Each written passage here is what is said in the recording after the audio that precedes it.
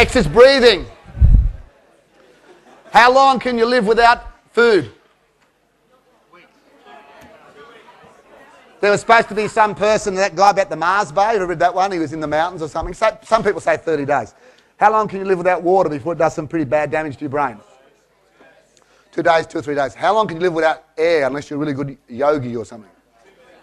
Not a long time. Even now, I feel a bit out of breath. Folks, one of the best things, and you know it, if you're a sports person, you know it. I play piano. It's all about breath in piano. It's all about your breathing. So we're just going to do a little bit of breathing. Let's slow down a little bit. Thank you. So we're going to do some power breathing. Now what happens is, so I'll give you the bottom line. I'd love you to do 10 of these 3 times a day. So maybe before a meal or after a meal. It's just, by the way, this may not be the ritual you choose. I find this to be a beauty. I think it's made such a difference to just the cleansing of your system too. And I'm going to give you a test for this. So here we go. You can sit down or stand up, whatever works for you. But we're going to do some power breathing. So the way we do it is, first of all, breathe in through your nose. Here we go. Breathe in through your nose, out through your mouth. Turn to the person and say, my God, your breath stinks. Just don't. No. So breathe in through your nose and out through your mouth. Got it? Good. Now, take a deep breath. Take a real deep breath. Now, as you know, most people do that. They actually breathe in and they put their stomach in, do they not? They breathe their chest out. We're going to do what babies do, abdominal breathing. I know a lot of you know this already. Now we're going to take a deep breath, but we're going to push our stomachs out. Easier for some of you around the room. So, here we go. 1, 2, 3, push your stomach out. 1, 2, 3. So bring it in here like an opera singer. Got that? And now when you breathe out, through the mouth, bring this in. It's almost like reverse. So bring it in. And again, one more. Through the nose. Really full it up. Beautiful. And now out. And one more before we all drift off to sleep. Here we go. One more. Here you go. And out. Now what I will get you to do next time is just do one of these. I want you to bring it in for 3, hold it for 6, and then out for 3. Because it's holding the breath is what counts. Let's try that. Breathing in for 3, hold it for 6. 1, 2, 3, 4, 5, 6, and out for 3. Good. Now, this next little metaphor is done by, which we're make sure we got the right acknowledgement here, by a lady called Amanda Gore. Anyone ever heard of her? Brilliant, absolute brilliant speaker. I mean, Dale talked yesterday about the circuit. She actually has been doing the circuit in the States. She talks a lot about breathing and gives permission to people to continually talk about breathing. But here's her little thing on this. This makes a huge difference. I'm going to give you a test. Are you buddying up with each other, by the way? You often buddy up with each other? Do you buddy up with each other after this? Okay, isn't that great when you get accountability? So just choose an accountability buddy on your table for this exercise, could you? So could you be my buddy? Just you be my buddy? Great, good, okay, good. So here's the exercise. Here's the exercise. For 1 week, you do a baseline check. And I want you to imagine, and you'll have to sort of go with me, bear with me with this one. It's dad joke type stuff, but you are sitting in the smallest room in your house. The paperwork is beside you. Is everyone clear the room we're in? And you're not doing your breathing yet. You're not, even if you're running, you're still not doing your breathing. You're not doing your 10 breaths 3 times a day. What you want to do is you want to get a baseline. So the way you get your baseline is you're going to check your stuff out. Okay? You're going to, before you do your paperwork, I'm not trying to be too graphic, but are you with me here? Some people aren't with me. Okay, let me be more explicit. There's 2 ways of doing that. You can do the standard, which is just look like that. And if you're hung like a stallion, that will get into that. That's no good. However, there is another way, which is the reverse flick, which is a straight round the way and have a bit of a look here. Have we got this? I don't want to be more explicit, but good. So you're sitting in the smallest room in your house, and as Amanda says, I love this term, if you're not breathing properly, these little things will greet you with points on the top of them. They look a bit like this. Hello, Paul. Yours won't say hello, Paul, hopefully. But they're in the pan, right? And they're what she calls soggy sinkies. These are the ones that stick, and even you have to get out of there. it's bad news. The key is this. So you get a baseline. Now remember, you've brought your accountability buddy in to make sure you're doing this. And I warned you. I said up front, make sure you get a good-looking one, didn't I? It's your fault. Don't blame me. So anyway, so what you'll do is, after a while, even after 2 or 3 days, and let's get an internet site going on this. Facebook, shitbook, I don't know what we do. Shitter, we could call it shitter.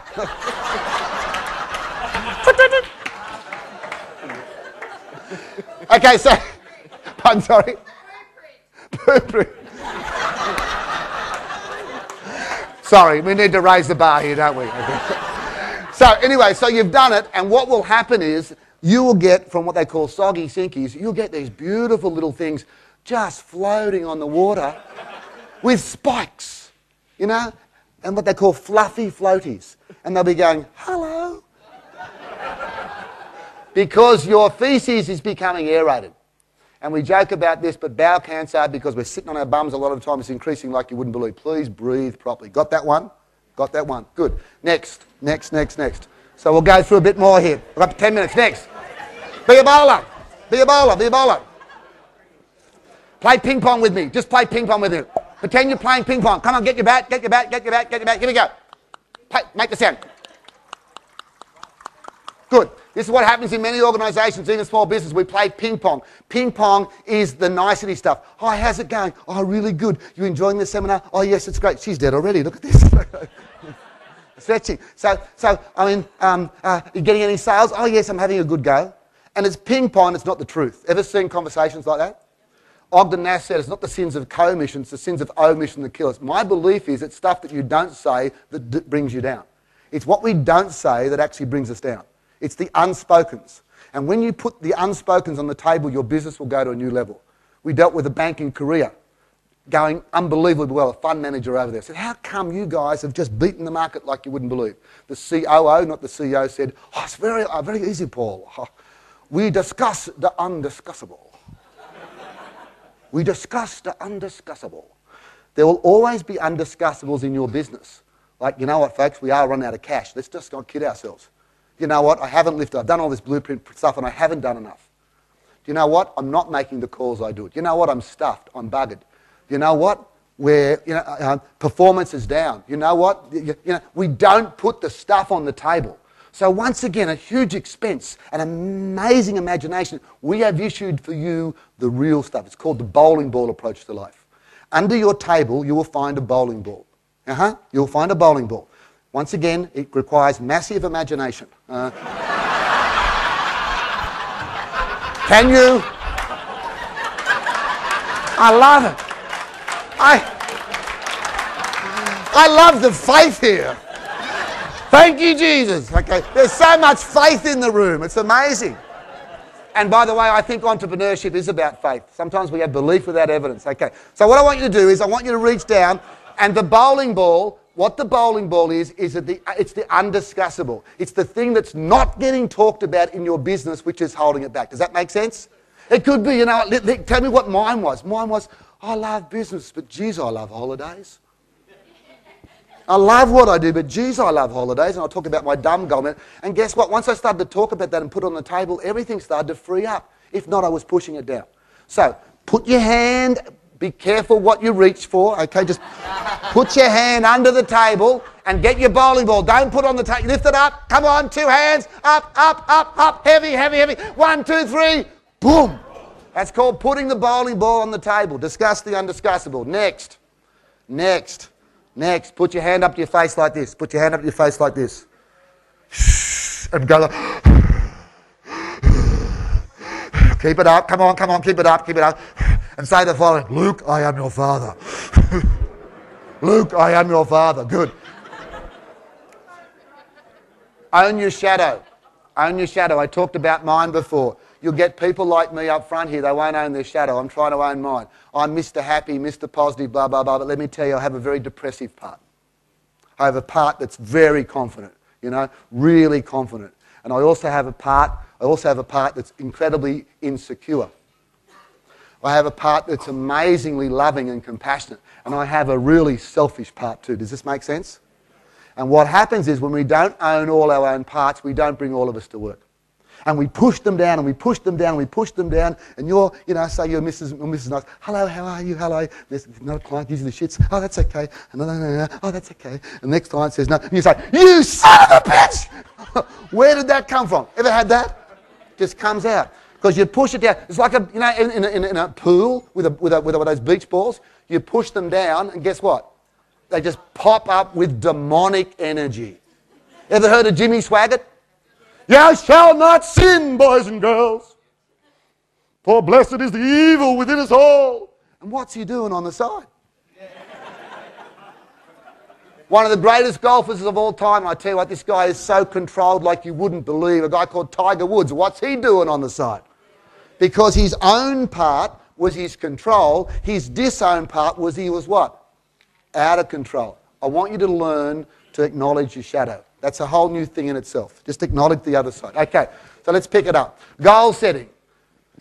Every seminar talks about goal setting. I want to give you a different way of looking at that. Who's heard of this stuff? Goals must be specific. Okay? They must be. Have you know that? They've got to be specific. Oh, this is good stuff. Never heard this before. They must be measurable. Oh, grasshopper, thank you. They must be attainable. Oh, very good, very good, very good. Realistic. Oh, yeah, got to make it realistic. Yeah. And I've got to be time-bound. Fantastic. Have you ever seen that stuff before? Okay, everyone just go there. Throw up. It's sickening. Yuck, yuck, yuck. It's just, I've never known any entrepreneur does that. I want you to go beyond that. What I want you to do is I want you to set dreams for yourself. Because this is what gets your energy going. And I want them to be daring. I want them to be unbelievable. And I want them to be magnificent. This is called the dumb method of setting things. Now, some of you are so into setting smart goals, you're who I'm talking to. You're looking at that and say, he's left off a B. Left off a B. If you're looking at that and thinking, he's left off a B, then this is for you. One big goal. Morning tea, not now, but one big goal, one big dream. Tell your buddy what's the one big dream you're going for and make it your dream. You know, you're going to get all these seminar people telling you stuff like this. This is me. No bullshit, this is me. On top of one of the highest peaks in the world. A lot of people, when they do this stuff, you know what they do? They say, they get to base camp. Oh, climb base camp. Big deal. This is me. I love base camp, but I love the top here too. Highest peak in the world. One of the highest peaks in the world. Mount Kosciuszko. Yep. We started at 9 a.m. that morning. 2 hours it took us. Did we give up? No way. We had a dream. Now, let me get a bit more serious. You see all these people doing all this stuff, and I go, oh shit, my life's crap compared to this. Folks, it's got to be your dream. I got a place at Thredbo. I spend my dream, in 2004, I set myself a goal that with every year, about 2006 it was, I would take another week off. So in other words, in 2012, I take 12 weeks off a year, right? Next year, 13 weeks. My relative income, I won't go through all the maths on it, will remain the same. I spend 6 weeks a year in our beautiful little place in Thredbo. That's my goal though. It means something to me. I love the bush. I just love it down there. Winter, spring, summer. Make it your goal, but make it a dumb one. Don't leave here today without a dumb goal for yourself. Next, water. Have you been drinking lots of water? Just keep drinking lots of water. Your body needs it for virtually everything. Just look at stuff. Does it cleanse me? Does it clog me? 6 to 8 glasses of water a day. I know you know this stuff. Just keep pouring the water in. Keep pouring the water in. Water is an energizer. We've got a time constraint here. I'll keep going. Who's the guy that gave the snacks out yesterday? Someone gave snacks. Well done. Give him a hand.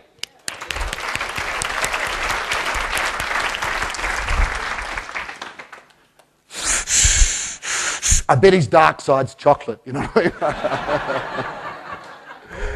So, but what I'm saying is, I mean, I love this stuff too, but rather than get a default, don't have crappy food in your house. Don't have crappy food on your table. Make it impossible. Just have good stuff around and you'll eat good stuff. It's not that hard. Your default mechanism has to be lovely snacks, bananas or nuts or bars or fruit or whatever. Just a few more to go. We're leaving the best one to last. The caveman routine. Who here exercises? Yeah, I love this, the caveman routine. Just go like this. Number one, put another log on fire. We think we're so sophisticated. We think we've all sprung from the apes, folks. Some of us didn't spring far enough, but we've all sprung from the apes. Don't forget basic stuff. So in your physical routine, can you do some weights? Is that okay? Next, we went looking for berries. Go for long walks. Okay, so put walking as, and even if you're not doing a lot of exercise, at least walk once a day. Don't tell me you can't put 5-10 minutes in once a day. And finally, run from the bear. It's great to go for a walk, but intersperse that with some interval running. And I won't go down there, but just learn to run from the bear. Learn to run from the bear. Okay, just a couple more to go. Give yourself a pep. Ever heard of pep talk? Give yourself a pep talk. Pep, pep, pep, pep, pep. I want you to give yourself a pep talk. Here's the pep. 1. What are you best at? Put down one talent. Very, very quickly. Put down one talent. What's one talent you have? One talent. We're almost there, Dale. One talent you have. Put down one talent. One talent. Good. Best at. Next. What's the economically most rewarding for you? Of all the things that you do, which one makes the most money? Yes, you like to do a lot of stuff, but which one makes the most money? And finally, which one gives you the most meaning? And the intersection of those three, and this is on a V-blog, so I won't go into it anymore, but on our site, we call this the leadership sweet spot. Here's a good example of what I work with a fund manager who did not like the corporate world. He was bloody good at what he did. He had talents there. He left and he became a fund manager. His family, by the way, were environmentalists. He is now, I won't say his name, it's a true story, he now heads up one of the largest environmental funds in Australia. That makes sense, a money fund. Look what he's doing. He's using his talents, it's rewarding, and it means passion. Okay, 2 more. 10X. 10X, I love this one. Grant Cardone. It's a great book, by the way, 10X Your Life. Master what matters. You're going to get a lot of stuff. Dale and the team are giving you heaps of stuff here. Master what matters. For me, I've got a lot of the social media stuff, but guess what matters for me? Making calls to current clients. That make sense? And I used to say, hi, it's Paul, sorry you're not there, boom. I master what matters. I get real good at it. I always leave a message. I always say, in other words, find out what the most important things and 10X it. If you want to get good abs, then do lots of what? If you want to get good shoulders, do whatever it might, 10X whatever you're doing. And finally, and this is a one called Dr. Fred, who, where's Jet? Jet and I know will work with Dr. Fred. So I'll leave you with this one. Get your propellants right. Intensity, frequency, your own. First of all, 10s. Put into your life, from now on, do a 10 every day of your life. What's a 10? A 10 is something that fills your soul physically, intellectually, emotionally, or spiritually. Don't go through life without a 10. That's what a 10 is. It could be cuddling the kids. It could be reading the Fin Review. It could be having my father-in-law used to have scotch every night, 2 or 3. We thought this is going to kill him. It did. 91, boom, that was it. But for him, it was important. So what's a 10? 25. And plan these like your blueprint. Plan them in your blueprint. A 25 is something you do weekly, monthly, or quarterly. It could be date night every week with your spouse.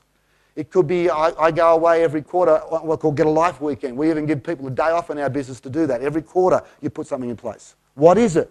But you don't leave it to chance. When I spoke with Dale one time, he showed me his thing. Even though his massage is booked in already. This is this whole thing. And finally, and you guys already get this, 50s to 100s. This is the thing you plan annually. When I worked with a company called Horwath, now called Deloitte, there was a guy there called John Flynn. He was the biggest bigger by a country mile. He said, what's the secret of your success in terms of your billing? You know what he said? Holidays. What? Yeah, holidays. Because he puts them in the diary. He doesn't even know whether he's going to find the time or the money. But guess what? Because he's got it in the diary, he will what? Find the time and find the money. Okay? And guess what he does? As soon as he's done that holiday, what's he do then? Comes back and plans the next one. So a holiday is great, and it can be everything up to a 99. But 100 is only 100 when you or someone else or the taxation department pays for it. Got that? And Dale, I think, does this. My son's a performer. He's been in Korea for 18 months. We went over there 3 times. Twice was paid by clients. All legit. You work out where you want to go and you work out a way of getting there. Okay, so finally, I told you about, remember I told you about this? Okay, this was a small what? Tweak. This table represents time. What's it represent? Time. You can't hear that small tweak, can you, initially? But over time, shh, be very, very quiet. Listen to what happens. And I'm not even going to put the microphone on it. Your small tweak over time will be amplified like this.